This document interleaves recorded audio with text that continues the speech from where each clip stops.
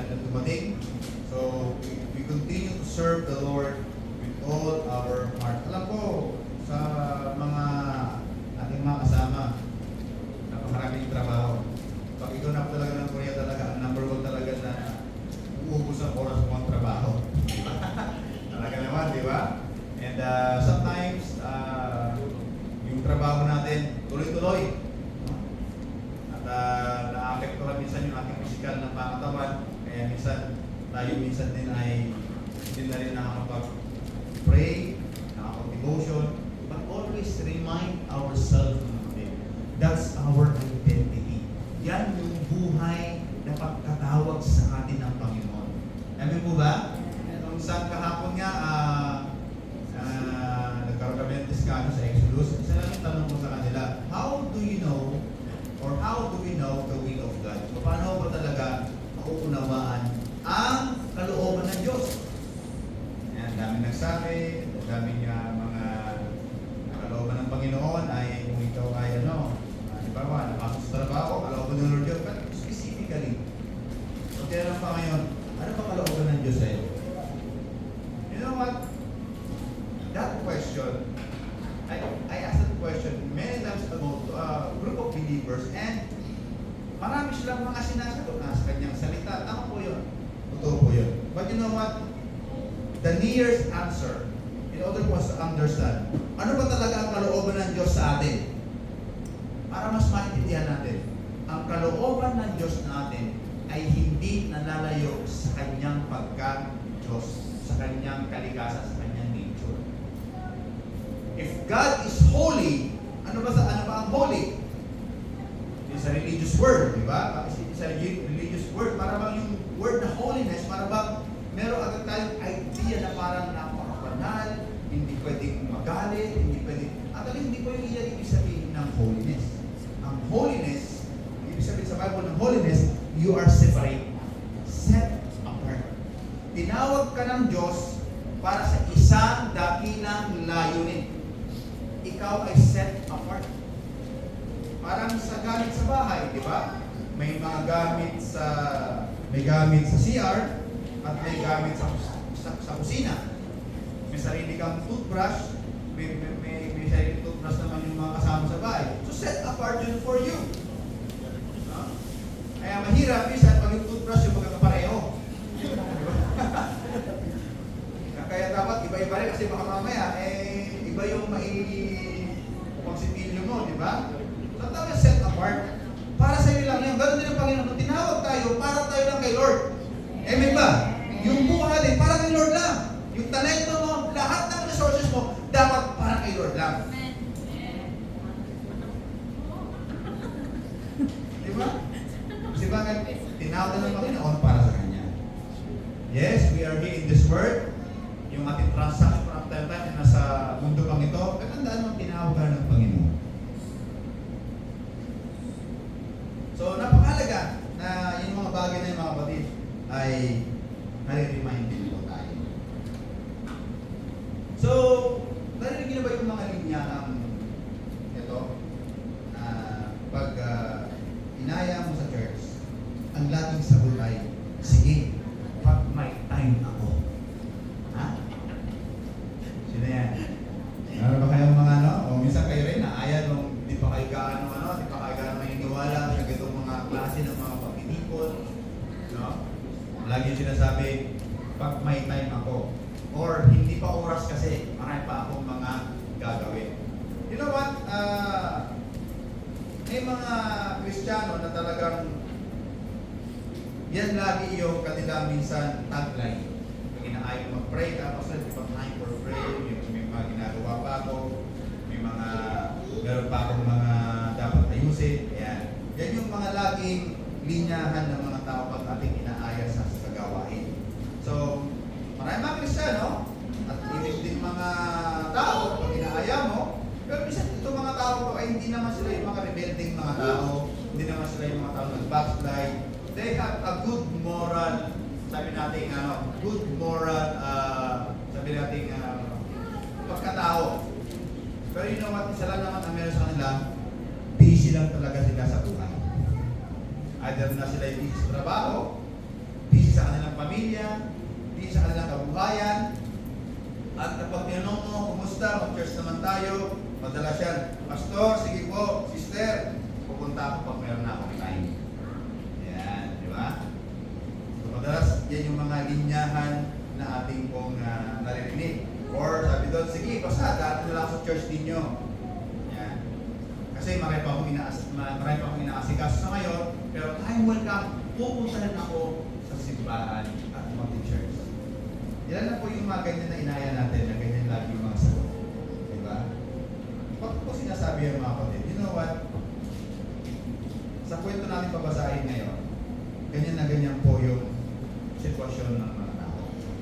And open our Bible now in the book of Haggai. Ayan.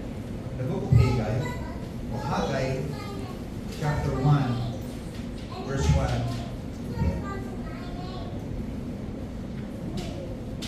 Say amen. Pag nakita niyo po ang book of Haggai, chapter 1, verse 1 to 12. Say amen sa mga nakakita na po.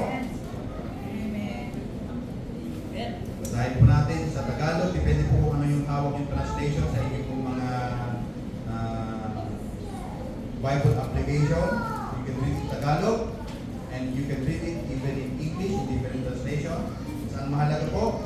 Lahat po tayo ay magbabasa ng salita ng Diyos sa mga oras po ito. Amen po ba? So, kung nakita na po ang aklat po ni Haggai, si Haggai po mga kapatid ay huling 3 libro sa Old Testament. Ayan. Okay? Punta kayo sa Old Testament sa pinakadulo, siya po yung mga huling tatlong book. Malakay, Zechariah, and Haggai. And si Haggai, 2 chapter lang po yung kanyang sulat. So napakaiksi lang. Kaya na po, pagpunta ko dito po sa ating church, sa ating bahay sambahan, nag-audio book po ako ng Haggai. You know what? Di pa nakakarating. Tapos na yung 2 chapters ng book of Haggai. Sabihin, doon pa lang, nakaano na ako. Kumbaga, nakarinig na ako ng 2 chapters ng book of Haggai. Pag meron naman audio Bible, ang bilis ko. Just play the audio Bible, ano mong gustong chapters sa Biblia or mga book. Saglit lang po yung mga 5 chapters, saglit lang po, mga isang kasi makinig, ang dami nyo nang makikita. Okay. So are you there? Haggai chapter 1, verse 1 to 12. Sige po, tayo po tumayo at ating basahin ang salita ng Panginoon. Basahin ko po sa NIV. Sabi dito, in the 2nd year of King Darius, on the 1st day of the 6th month, the word of the Lord came to the prophet Haggai, to Zerubbabel, son of Shealtiel, governor of Judah, to Joshua, son of Josadak, and the high priest. This is what the Lord Almighty says. So may pangungusap ng Diyos sa pamamagitan pa ni Propeta Haggai, at ito po yung sabi ng Diyos kay Propeta Haggai para ipaalam ang salita ng Panginoon sa mga bayan ng Israel. Sabi niya, these people, sino ba tinutukoy dyan? Yung mga Jewish people, the remnant, say, time has not yet come for the Lord's house to build. Yan sabi ng mga tao panahon na yun. Sabi doon, verse 3, then the word of the Lord came to the prophet Haggai. It is a time for you yourselves to be living in your paneled houses while this house remain ruins. Ano po yung house na tinutukoy dito? Na ruin daw? The temple. Ang templo ng Diyos. Okay? Now, this is what the Lord Almighty says. Okay? Read this carefully. Sabi ng Panginoon sa kanila, give careful thought to your ways. Pag-isipan nyo nga ang mga bagay na ginagawa nyo. Ayan, di ba? Madalas po tayo nag-iisip sa mga bagay na ginagawa natin? Ha? Isa kasi pag tayo ay okay, relax, para maganda na yung sitwasyon, parang we are to go on the flow na parang wala man tayong reflection sa ating buhay. Lord, natapos na naman isang linggo. Lord, sasamba na naman ako. Lord, Friday na naman. Sometimes, no? Wala tayong mga reflection sa ating mga buhay. Kaya sabi ng Panginoon ito, give careful thought to your ways. Sabi niya ganyan, you have planted much, but have harvested little. You eat, but never enough. You drink, but never have your fill. You put on clothes, but are not warm. You earn wages only to put them in a purse with holes in it. Sabi ng Panginoon. Verse 7 said, this is what the Lord Almighty says. Inulit na naman niya. Give careful thought to your ways. Okay? Pag nakabasa kayo sa Bible ng paulit-ulit na ganyan, it's giving an emphasis. Ang Diyos mismo na nagsasabi sa mga bansa ng Israel, pag-isipan nyo ng maayos ang iyong mga ginagawa sa buhay ninyo. Sa panahon ngayon, mag-isip na tayo. Diba? Sa Panginoon, sa ating panahon ngayon, mag-isip na tayo kung tama ba yung ginagawa natin. Pag until now, Christian kami, problema ka. Mag-isip ka na mabuti, bakit ka ganyan? Kristiyano ka pero madalas malungkot ka. Mag-isip ka, bakit ka ganyan? Parang ito yung sinasabi ng Panginoon, di ba? Kumati ka naman ng church, no? Nag-pray ka naman, pero bakit? Takot pa rin yung dinadanas ng mga problema. Sabi ng Panginoon, mag-isip ka ngayon, bakit ba may ganyan kang sitwasyon?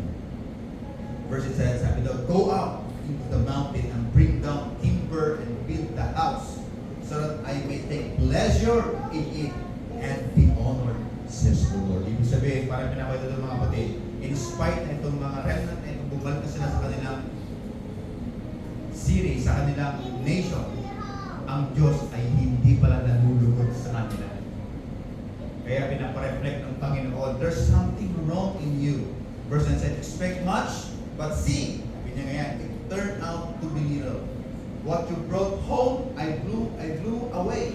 Why? Because the Lord Almighty, because, sabi niya ganyan, my house which remain a ruin, while each of you, ayan na, is busy in his own house. Lagi na lang, overtime. Parang gano'n, no? Wala lang time to pray. Wala mo lang time na magbasa ng Bible. Lagi na lang, kasi pastor, may ganyan-ganyan. Hindi, sabi ni Lord, gusto ko busy. Hindi nyo ba alam sa kanyang kabisihan? Nagdadala sa inyo ng kalungkutan, kapakuran. Diba? Pagbaba na inyong spiritual life. Kaya mag-isip kayo, sabi ng Panginoon. Baka may kulang sa inyong mga buhay. And sabi sa verse, and therefore, because of you, sabi niya ganyan, the heavens have withheld their dew, and the earth its crop. Ayan. Dahil doon, sabi ng Panginoon, ang langit, ang basbas ng... Kasi nung panahon nila mga kapatid, ang kayamanan sa kanila is lupain. Amen? Lupain ang kanilang kayamanan. Nung panahon ng mga Israelites. Then sabi dito, verse 11 said, I called for a drought on fields and the mountain, on the grain, the new wine, the oil, and whatever the ground produces, on men and cattle, and on the labor on your hands. Hallelujah. In verse 12 said, then Zerubbabel the son of Shealtiel, Joshua son of Jehozadak, the high priest, and the whole remnant of the people who obeyed the voice of the Lord your God, and the message of the prophet Haggai, because the Lord your God sent him, and the people feared the Lord. Panginoon, sa mga oras po ito, tinataas po namin, binasa po namin ang aklat ng Propeta Haggai. Nawa Panginoon, ay magbigay din po sa amin, Lord God, ng reminder sa amin. Sometimes we are too much busy in ourselves, Lord God, in our dreams, Lord God, in our responsibility, na minsan nakakalimutan namin, Panginoon, yung mga bagay din na italaga mo sa amin. Nawa po ay magsilbing reminder sa amin ang mga katagang ito kung sa ganun, Lord God, patuloy po rin maranasan ang kasaganaan, ang kasiyahan po sa iyong presensya. Salamat po sa Panginoon Jesus. Amen and amen. Sumama po na po ang bawat isa. So mga kapatid, ganito po yung sitwasyon ng mga tao nung panahon po ni Hagay. Hagay po na kayo na yung aking po nga sinabi na po may mga tao tayong mga kaibigan tayong ini-invite para sa church, pakatin natin. Ang kanilang mga linyahan lagi ay pag may time ako, pastor. Yan. Akala mo naman, nasa kanya yung time. Wala naman, di ba? Wala. Ang oras ay hindi sa atin. Galing sa Diyos ang oras, di ba? Tsaka na, pastor, pag okay na, hindi ka lagi magiging okay. Diba? Yan yung linyahan ng mga Kristiyano. Ngayon, dito po, si Hagay, nakita natin, ang Panginoon mismo ang nagpahayag na sa kanyang bansa. Na nung umuwi sila, galing sa pagkakatapon. Ito pong kwento ni Hagay, mga kapatid, ay parang bigyan po natin ng linaw kung bakit ganito yung pinag-uusapan dito. Una po, ang bansang Israel, sila po ay natatag bilang isang bansa.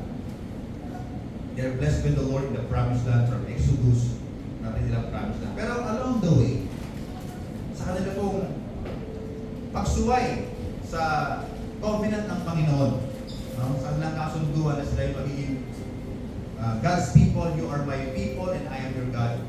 Lumawag po ang bansang Israel sa kasunduan na yan.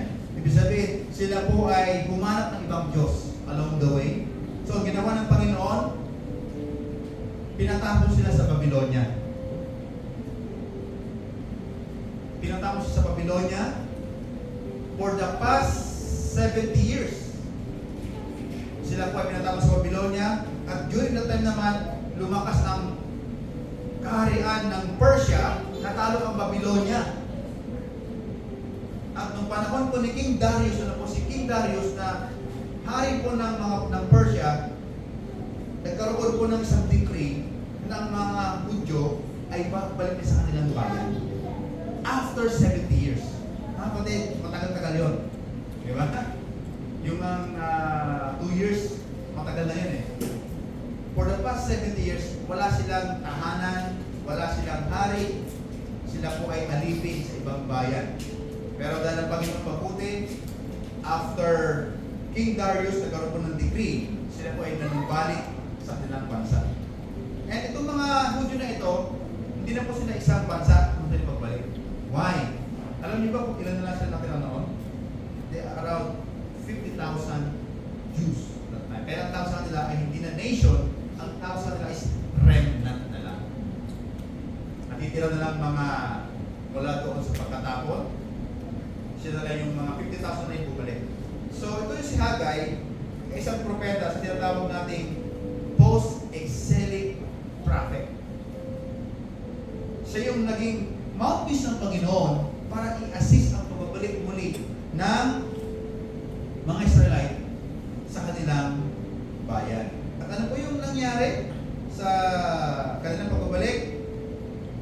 Imbis po na ang pangunahin po nilang gawin ay itayo muna ang templo. Ano po yung ginawa nila? Inuna nila yung kanilang mga sarili. Inuna nila itayo ang kanilang mga bahay. They are now busy in their homes, in themselves, in everything. Kaya sabi ng Panginoon ito, hindi nyo ba napapansin? Trabaho kayo ng trabaho, pero laging kulang. Hindi nyo ba napapansin? Kahit anong ipon ninyo, kulang pa rin ang inyong mga iniipon. Bakit? Kasi meron pa isang bagay na nakakalimutan. So ganyan po mga kapatid, yung mga tao noong panahon na yon. Yung sitwasyon nila Hagay, itong mga tao mga kapatid, hindi naman sila yung mga tao sabi natin talagang masaway o rebelde. Pero isa lang yung malaking problema lang na meron sila. Inuna nila ang kanilang sarili at iniwan nila yung isang bagay na mahalaga na dapat i-build mo na yung templo. Why? Because that's their identity. Yan yung kanilang pagkatawag bilang isang bayan ng Diyos na meron silang isang templo na kinakausap ng Diyos mismo sa kanilang templo. Sabi nga ng isang preacher na narinig ko, I think itong pastoral is from GCF, Gilgil's Christian Fellowship. Sabi niya sa kanyang preaching, pag hindi si Lord ang priority mo, sabi niya ganyan, ang buhay mo ay parang taling buhol-buhol. Yan. Nakita na ba kayo ng taling buhol-buhol? Pag hindi daw si Lord ang priority mo, ang buhay mo raw ay parang tali na buhol-buhol. Sabihin, hindi mo alam kung saan yung dulo at hindi mo alam kung saan yung buntot. Yung magkabila, buhol-buhol siya. So, sabi nga, if you don't believe in God, you will believe everything. Pag hindi ka naniwala sa Diyos, lahat ng bagay, paniniwalaan. And that's what happened to many. They believe in themselves. Kasi hindi sila naniniwala sa Panginoon. Ano nangyari? Naniniwala sila sa kanilang mga sarili, naniniwala sila sa mga bagay na gusto nila, naniniwala sila sa mga bagay na ikinasisiya nila, at naniniwala sila sa mga bagay ng mga trending, sa mga famous, sa mga opinion ng mga ibang mga tao. At higit sa lahat, mas naniniwala sila sa ginagawa ng mundong ito at kung ano yung mga bagay na ginagawa ng mundo ito. At dahil dyan, mas lalo nagkakakulol ang buhay ng isang tao. Why? Because first and foremost, dapat tayo ay nilikha ng Panginoon. Ang pinaka-priority dapat natin, ang una, dapat maniwala tayo sa ating Diyos na buhay. Amen ba? If you put God first in you, everything will be okay. Bakit? Sabi ng Panginoon, God is the God of order. Ang Diyos ng kaayusan. Kaya pag inuna natin ng Panginoon, later on, hindi bang biglaan ng ating buhay. Pag inuna mo siya, dahan-dahan umaayos ang bawat yugto ng ating buhay. Yan yung nais ng Panginoon sa bawat isa atin. Kaya nais ko pong ibahagi sa inyo, yan, put God first. Paano pa tayo lalago or mag-i-enlarge kung hindi ang Diyos ang ating inuuna sa ating buhay? Amen ba? We declare that enlarge 2.0. So paano tayo mag-i-enlarge kung hindi natin inuuna muna ang Diyos?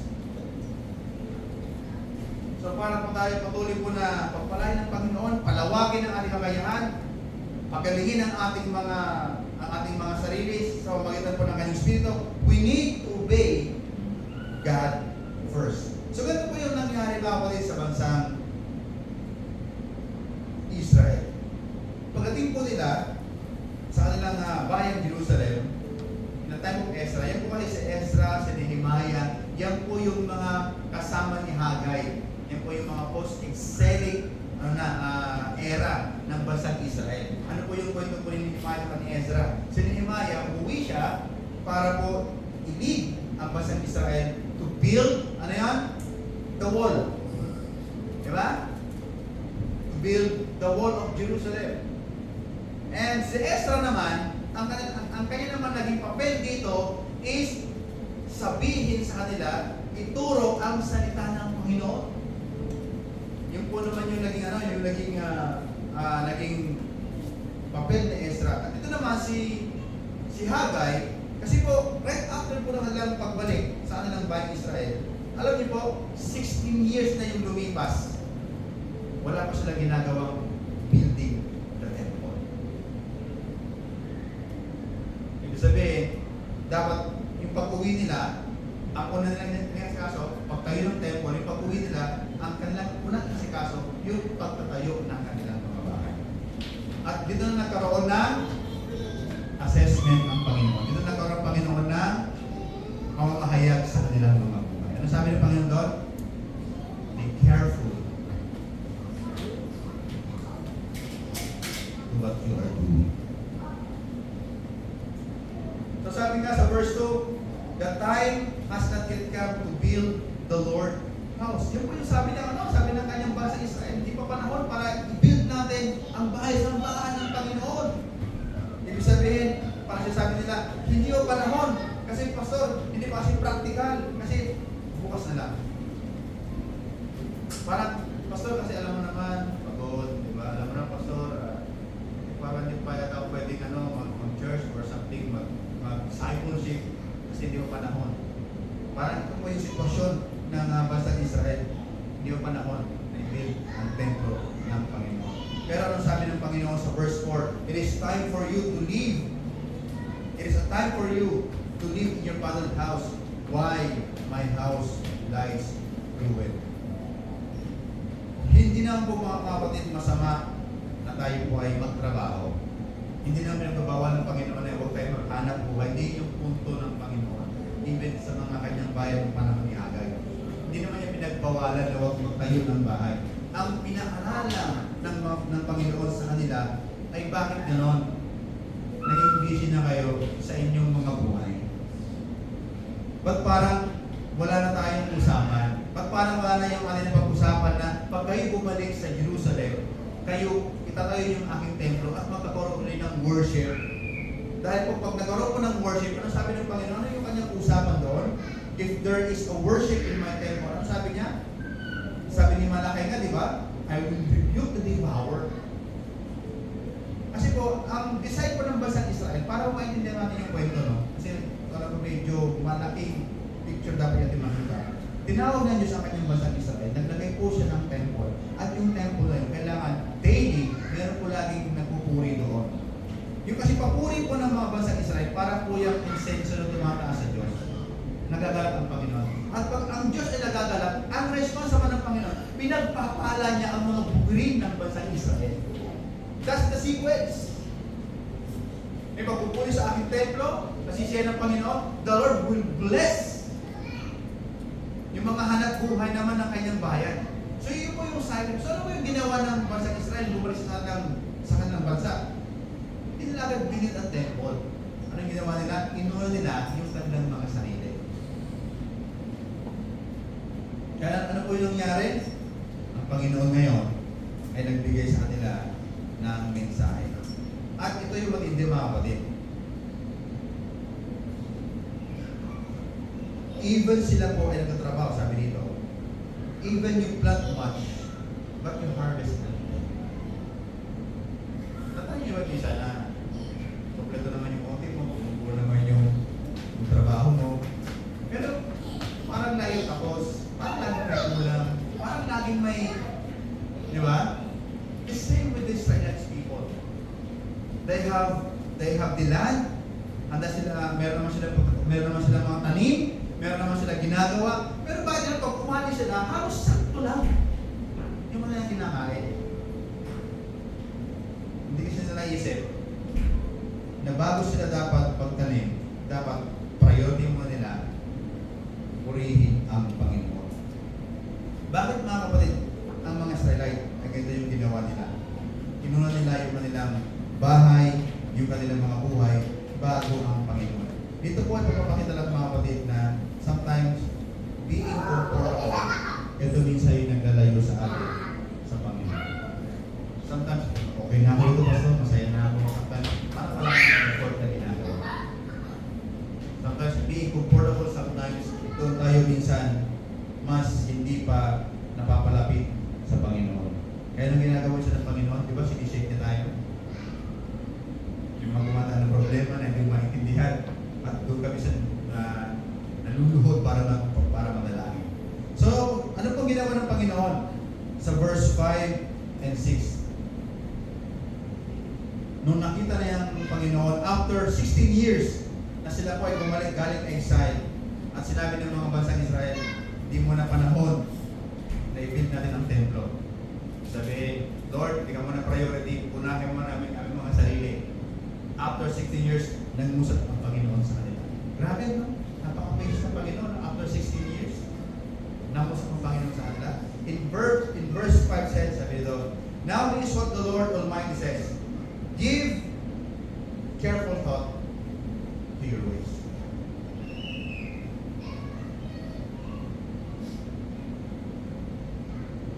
Dalawang beses sinabi ng Panginoon sa chapter na ito, sa verse 5, yung verse 6, na sabi doon, pag-isipan niyong mabuti ang inyong buhay.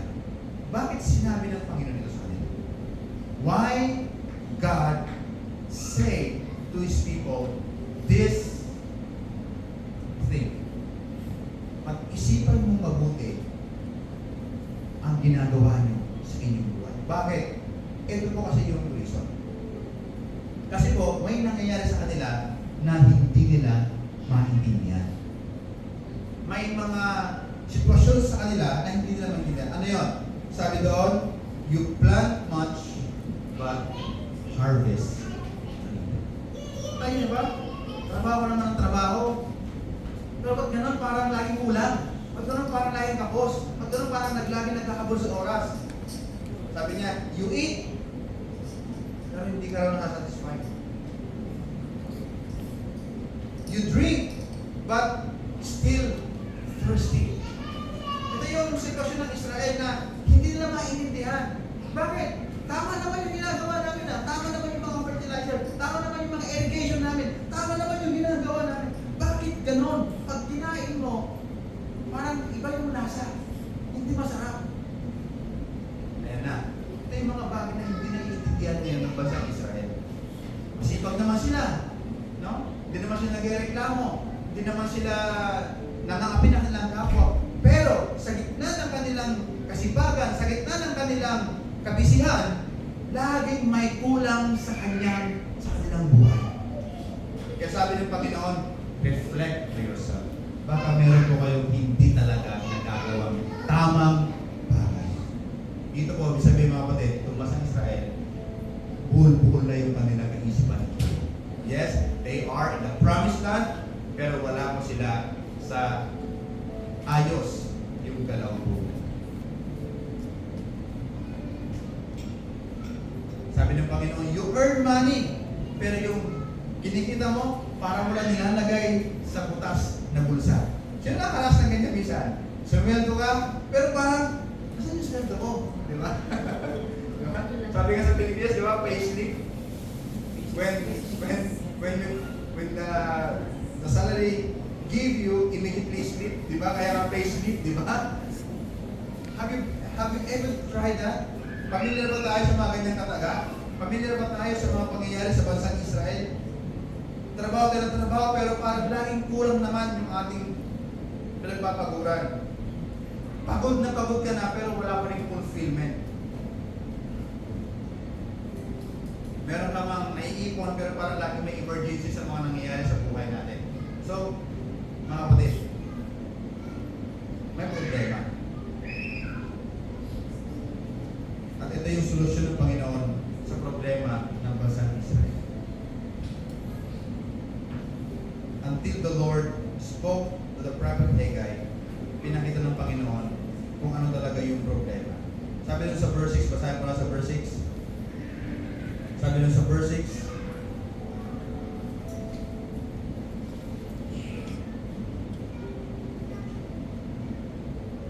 you have planted much, but harvest little.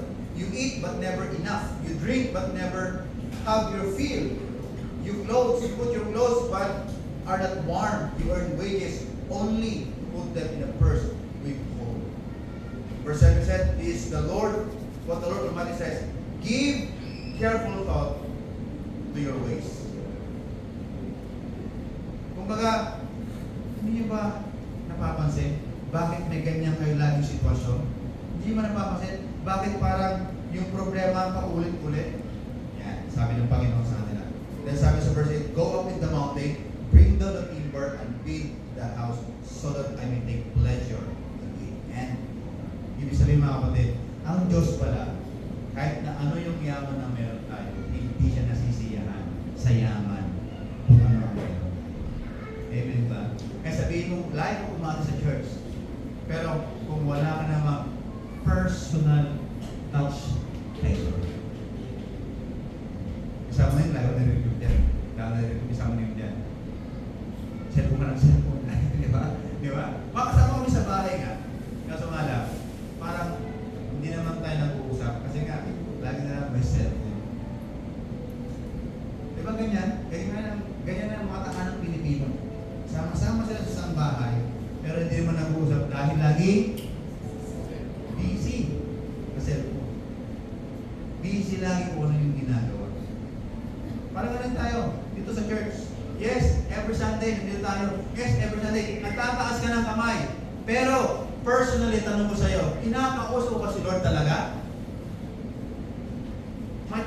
na nakaupo ka lang sa isang sulok ng iyong bahay at you are praying and you are talking to the Lord? Lord, totoo lang, salamat po kasi sa buong isang linggo, sa buong isang buwan, sa buong isang taon, lilipas na naman, Lord, grabe, yung pagpapala mo ay hindi mo binabaling. Tuloy pa rin pinapaabot. Sometimes meron ba tayong ganyan mga mamulat sa Panginoon? O sabihin natin, nauunawan na ako ni Lord. Busy kasi ako, Pastor. Abot na ako. Nauunawan ako ni Lord.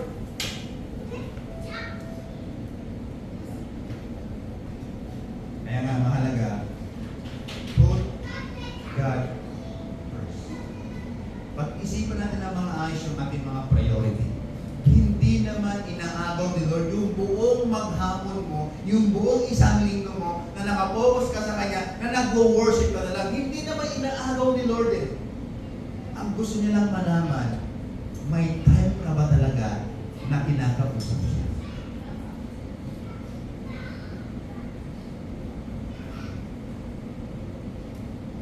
You know what? Ang Panginoon, di ba, God is everywhere. Ang Diyos ay sumasalahat. Sometimes maganda kasi talaga yung meron kang time na you close your door, go in your place, sa bahay mo, talagang magandang yung Lord talaga. You and God. Maganda yun eh. Pero may time din na kahit naglalakad ka, pasakay ka ng bus, kinakausap mo ang Panginoon. Okay rin yun. Kahit nagtatrabaho ka na, di ba? Kahit na minsan, busy-busy ka sa work mo, pero in your mind, you are talking to the Lord. Okay po yun. You are putting first God in your life. Hindi yung talagang totally talaga na hindi mo wala na pasalamatan si Lord sa buong maghapon. Ibang usapan yun. Dahil ba pagod ka? Dahil ba busy ka? Dahil ba dami yung trabaho?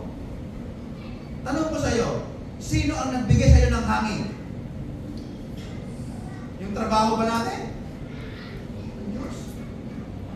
Ano kaya panimisin ni Lord yung oxygen sa hangin? Kasi 24% na yata ang oxygen sa buong mundo is 24% or 21%. Hindi ko alam, yung sure. Ano kaya gawin ni Lord? 19% na yung hangin. Alam niyo sa Mount Everest? Kaya pag inaakit ang Mount Everest, hindi ka dapat basta-basta umaakit na lang doon. Kailangan may training ka. Kasi bakit? Manipis na ang hangin doon. Kaya kung may hika ka, at i-dare mo akitin si Mount Everest, sabi ko sa'yo, baka sa pakanan pa lang, wala na. Hindi matay ka na, hindi ka na makahinga. Manipis po ang oxygen doon. Pero ang Panginoon, amen ba? Hindi niya binabawasan yung oxygen sa hangin.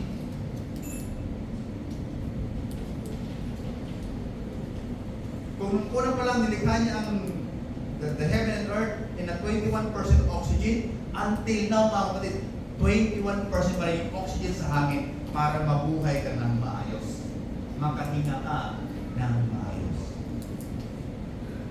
One of the pastor, the city light pastor church din na kami na Singapore. Alam niyo, meron siyang isang napanood ko na video, ang ganda ng kanyang ang ganda niya kanyang explanation. Kasi nga sabi niya ganyan, what is the name of God? You know what sabi niya ganyan? Yung word na YHWH, hindi naman ito talaga pinupronounce niya ng panahon ng mga Hebreo. Totoo yun. Hindi nga talaga binabanggit yan eh. And sa atin, ngayon, we can easily the word Yahweh. Nung panahon po nila, even sa gathering nila, they never speak that. Highly respected po yung word na yan. Kaya po yung mga priest or yung mga scribe, pag sila magsusulat at naka-encounter sila ng word na YHWH, anong ginagawa nila? Naliligo sila. Pinuputol nila yung kanilang panulat. At gumagawa ng bago para isulat lang po yan. Kaya kung sa isang chapters, merong 5 na doon na God or Yahweh, 5 beses silang maliligo. Kasi bakit sagrado sa kanila yun at hindi na sinasabi yun. Ano sabi ng pastor na ito? The City Light Church Harvest. Diyan po, kinanta yung yung Savior of my soul. Ano po sila yun? Sila po yung worship of God. You know what? Sabi niya ganyan, alam niyo ba yung word na Yahweh? Yan ay nakapattern sa ating pagtingin. Yahweh.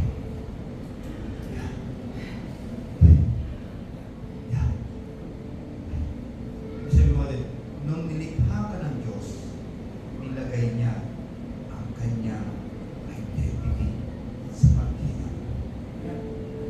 Kaya sinabi ng Psalms 100, hindi Psalm 150, let everything that has breath Praise praise the Lord. Kaya dapat habang humihinga tayo, Yahweh. Simula nung ikaw ay nagkamalay, ano na yung binibigas mo? Yahweh. Habang tayo hanggang sa huli, hininga natin, ano ba yung bitin? Yahweh.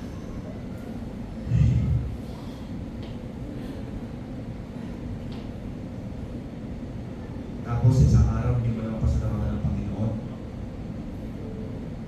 Bago ko man matulog, kahit man ang Lord, thank you for the food.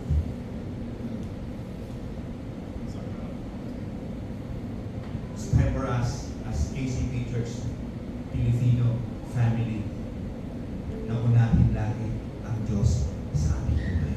Amen po ba? Amen. Unahin natin ang Diyos sa ating buhay. Give careful thought to your ways.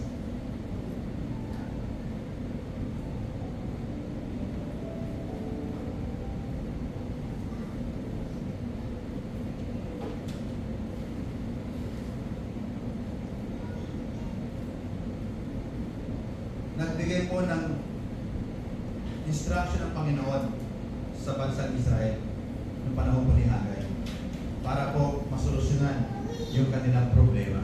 Ano po yung solusyon ng Panginoon sa kanila? Sabi niya, go to the mountain. Tuloy niyo yung mga kawin doon. Ibaba. At umpisahan na itayo ang aking temple. Hindi building ang habol ni Lord, mga kapatid. At hindi rin temple ang kanyang kailangan ang balik. Alam mo yung hinihingi ng Panginoon ng panahon na ito? Isa lang naman kung sino ang priority ng puso nila. Yun naman talaga yung hinihingi na ng Panginoon. At ito rin yung gusto ng mangyari ng Panginoon sa mga oras ito. Ano ba talaga yung top priority ng ating puso?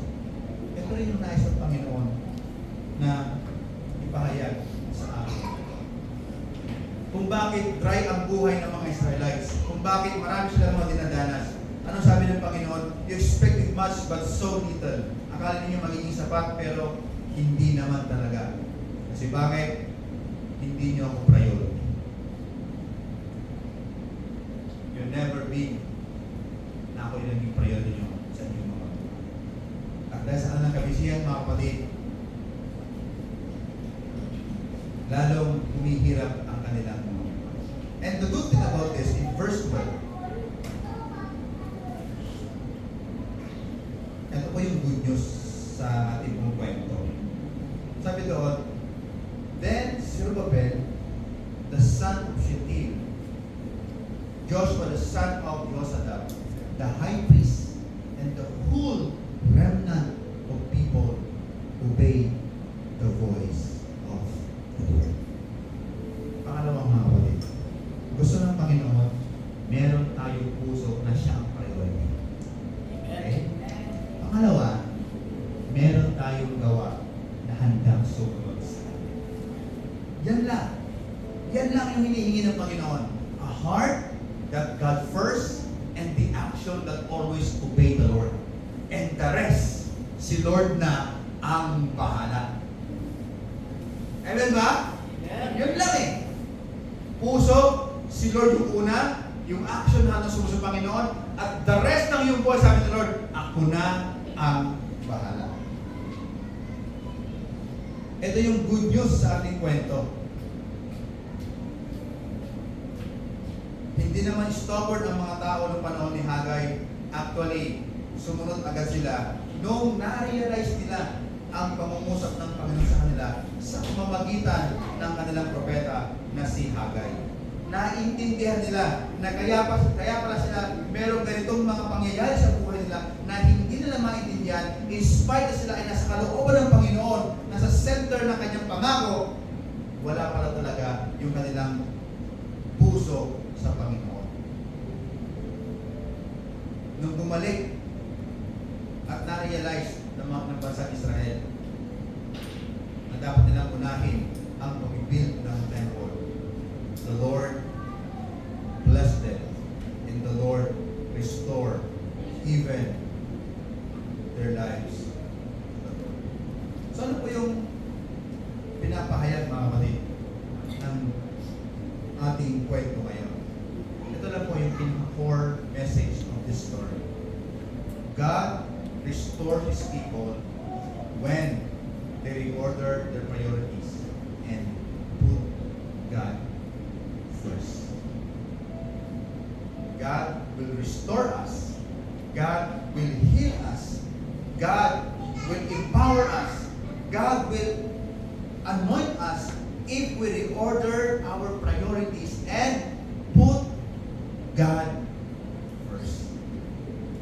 Di ba yung ating declaration? So, 2.0 tayo. Enlarge pa rin tayo. Pero pati mag-enlarge kung inuuna natin lagi yung ating kagustuhan. It's time for us, the KCP Filipino Church, to learn to put God first. Sa paano paraan, Pastor, na ako ay magkakaroon ng pangunguna sa Panginoon. Mga kapatid, saan bahagi ang buhay mo ngayon ang parang nakatiwangwang or parang temple na sira? Prayer life, emotion, relationship to each other, serving the Lord. Tingnan po natin, saan ba talaga tayo kulang ngayon? O saan ba yung bagay na hindi pa na-build sa atin? Baka until lang, hindi pa tayo na-build yung pagbasa ng Bible. It's time for you to rebuild your reading the Word of the Lord. Iba siguro yung panalangin, hindi pa. Ito na yung oras para mas lalo pa tayo manalangin. I encourage you mga kapatid every Saturday to come and pray. I know some of you may mga schedule, but if you have time, kasama-sama tayo mag-pray po every Saturday. Palakasin po natin ang gawain ng panalangin. Kasi bakit? We always declare na meron po kayo laging covering. Through KCP Filipino Church, i-pray po namin ang bawat isa na kayo ingatan at pagpalatin ng Panginoon. Yan po yung gawain ng mga kapatid. In spiritual level, you have a prayer covering. Pero dapat hindi sapat yun. Hindi dapat tayo magtiwala doon. Di bali, meron palang prayer ministry. So okay na pala ang buhay ko. No! You need also to build your own spiritual life.